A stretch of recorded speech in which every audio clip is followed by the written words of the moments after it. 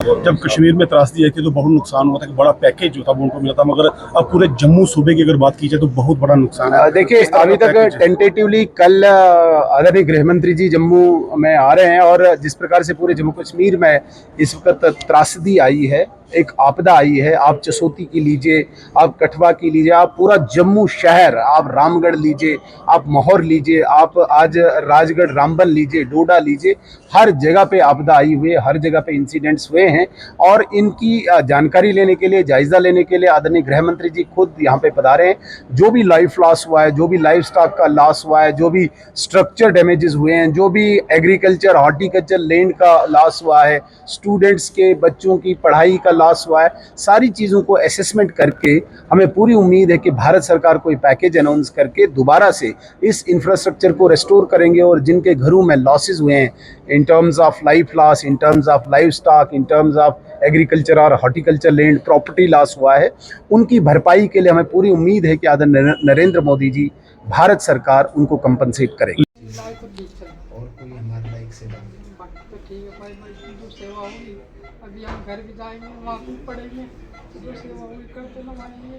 जरूर करेंगे, हम ले लेंगे डिटेल भी, एड्रेस भी ले लेंगे आपका। बस यही आप एड्रेस तो होगा ना? बस यही है कि अभी तो भाई मजदूर, हम तो ही मजदूरी करते हैं, बस मजदूरी सुबह का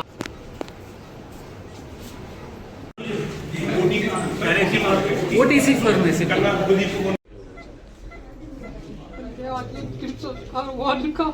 आज तो यहाँ कल तो गए थे, कल गए थे यहाँ से 600 किलोमीटर के पीछे जाने में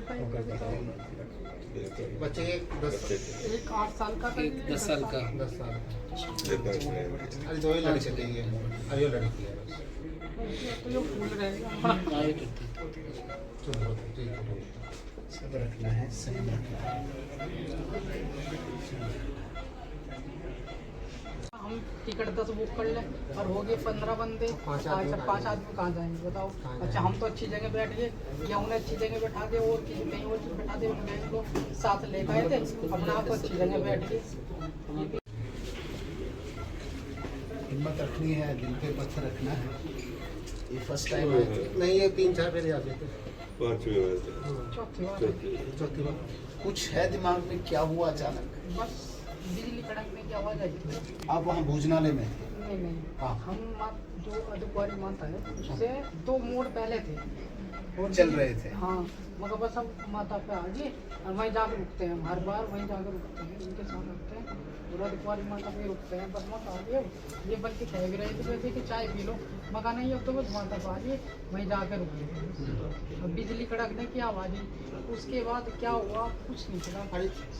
इससे पहले कौन से महीने में आए थे, कौन सी तारीख को आए थे? कौन सा आए थे पहले 12,000 रुपये की बस मुजफ्फरनगर से ऋषिकेश के लिए करी, और वहाँ से भी ट्रेन आए, ऐसे ही गए टिकट थे। बुक करते नहीं हम, मतलब 7 दिन टिकट सकते हैं जो कई हमारे टाइम साथ। हम जो है वो हाँ हाँ भतीजी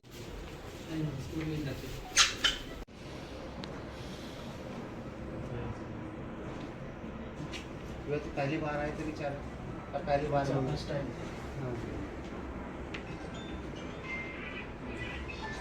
हाँ अभी तो हाँ हाँ बोलता बोलो।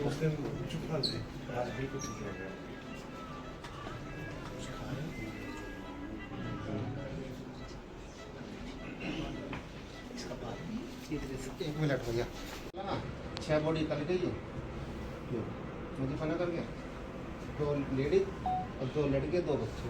उस सब के साथ मैं भतीजे में मेरे, ये मेरे लड़के की बहू है।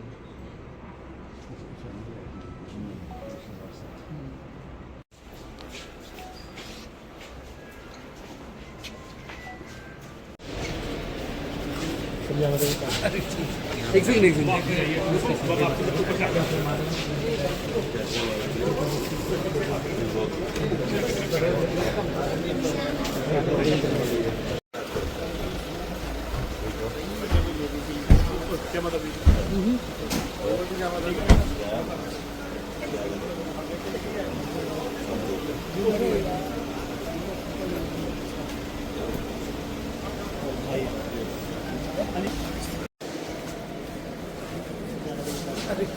एक सेकंड ऊपर से आके ऊपर से आके सबको बोलना, ऊपर से आके हिमांशु 10 मिनट आगे ऐसे सायरन ऐसे जनता नहीं लगानी चाहिए थी कि अनिवार्य होनी चाहिए क्योंकि 1 करोड़ के करीब माता वैष्णो देवी में श्रद्धालु आते हैं। 10 लाख का अप्रॉक्सीमेट माता मचील का था और त्रासदी होने से पहले कहीं ना कहीं थोड़ी अलर्टनेस हो जाए इन चीज़ों को लेकर। डेफिनेटली इसमें कोई शक नहीं है कि जो मौसम विभाग है उन्होंने तो अलर्ट जारी रखा था और जितना हमें ज्ञात हुआ है विशेषकर इस आदिकुमारी का और जो मुझे लगता है कि बाहर भी ऑफिशियली आधिकारिक रूप से जो स्पष्टीकरण श्राइन बोर्ड का आया है कि उन्होंने यात्रा को रोका था, लेकिन हमारा ऐसा मानना है कि ईश्वर से माता रानी से कौन लड़ सकता है।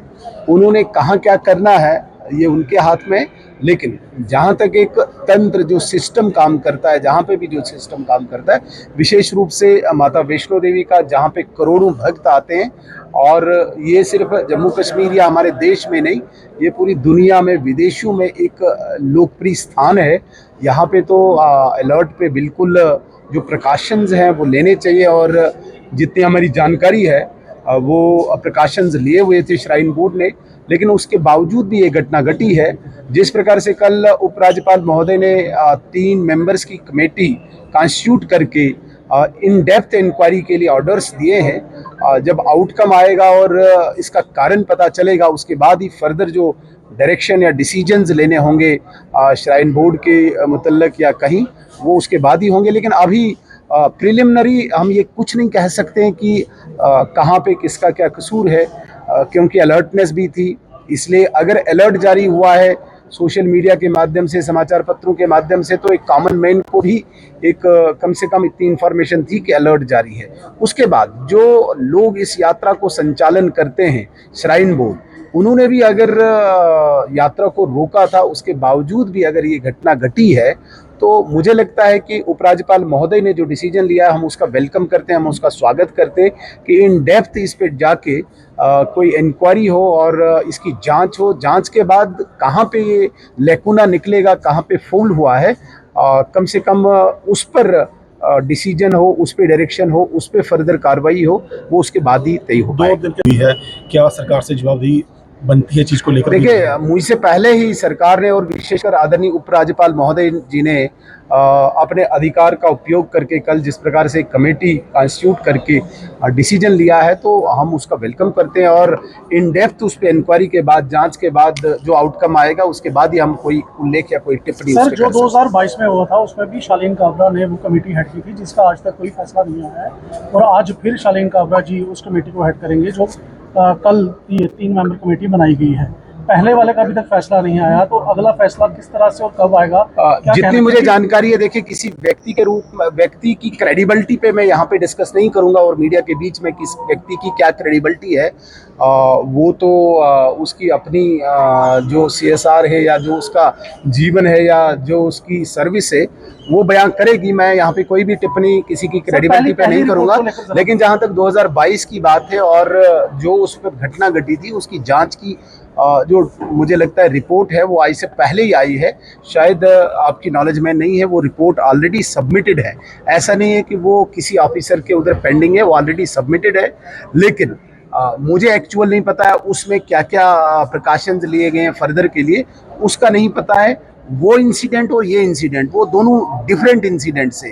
ये वाला इंसिडेंट है अब जब पूरे जम्मू कश्मीर में एक अलर्ट जारी किया गया है लैंडस्लाइड का, हैवी रेनफॉल का, और इस पर जो इंजर्ड्स हैं उनके कहने के मुताबिक एकदम बिजली कड़की और उसके बाद लैंडस्लाइड आई या पानी इस प्रकार से आया, तो वो इंसिडेंट और इस इंसिडेंट में बिल्कुल डिफरेंस है।